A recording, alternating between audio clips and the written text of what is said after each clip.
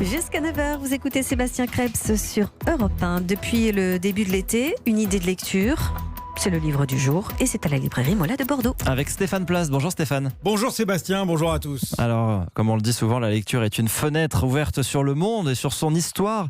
Et c'est précisément l'objet de l'ouvrage dont vous parlez aujourd'hui Stéphane. Les grandes découvertes à elles seules, et c'est très justement rappelé dans l'introduction de cet ouvrage, cette expression des grandes découvertes évoque pour 99,9% d'entre nous des dates et des personnages emblématiques. 1492, Christophe Colomb et le Nouveau Monde. Quelques années plus tard, Vasco de Gama et la route de l'Inde. Jacques Cartier et le Canada. Et puis, s'impose surtout cette idée que ces expéditions étaient finalement une espèce d'exclusivité européenne. Vision très réductrice pour le moins.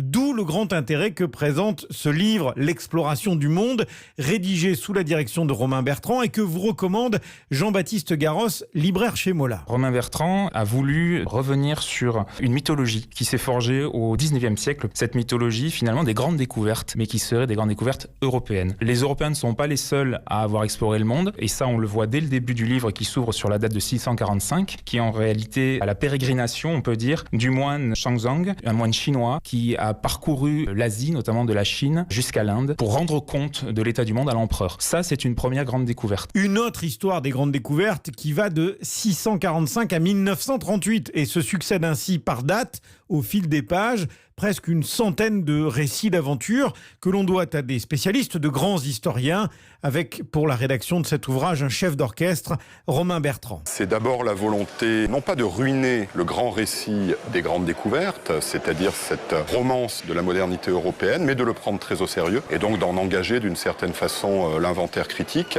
Et c'est aussi la volonté, non pas de substituer une nouvelle histoire à majuscule à cette histoire-là, mais d'ouvrir à tout un monde d'histoire. Pour rappeler quoi ? D'abord que l'exploration du monde n'a pas seulement de tout temps été une entreprise européenne, et donc il faut réinjecter dans l'histoire des amiraux ottomans, de grands capitaines chinois, pour rappeler également que, à force de trop se centrer sur les personnages européens de cette histoire, eh bien on en vient à passer par pertes et profits tout un petit peuple d'assistants, de supplétifs, d'auxiliaires, de sherpas, de boys, qu'il importe de prendre à nouveau en considération et en compte dans le récit, parce qu'à travers eux, eh bien c'est la porte ouverte sur d'autres histoires précisément que nous cherchons à emprunter. Des personnages très connus, d'autres qui le sont beaucoup moins. 528 pages pour explorer le monde avec à la clé une vision beaucoup plus riche de ce que recouvre en réalité cette expression des grandes découvertes. Voilà, l'exploration du monde, une histoire des grandes découvertes, c'est au Seuil.